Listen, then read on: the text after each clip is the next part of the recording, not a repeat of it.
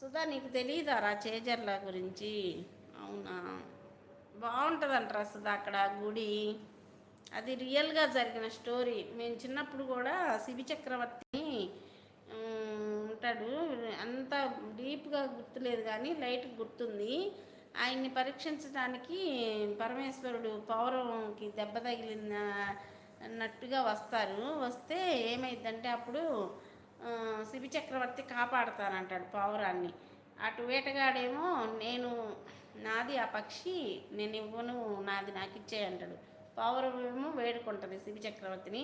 అప్పుడు శిబి ఏంటంటే నీకు కావాల్సింది దీని మాంసమే కదా, నా శరీరంలో నుంచి నీకు ఎంత మాంసం కావాలో అంత ఇస్తానంటాడు శిబి చక్రవర్తి. అప్పుడు ఏం చేస్తాడు, తొడగొస్తాడు, తొడగోసిస్తాడనమాట. అప్పుడు ప్రత్యక్షమవుతారు పార్వతీ పరమేశ్వరులు అందరూ ప్రత్యక్షమై శిబి చక్రవర్తి గొప్పతనాన్ని, ఆయన భక్తిని, ఆయన ఆయన దాన దాన ఆడిన మాట తప్పని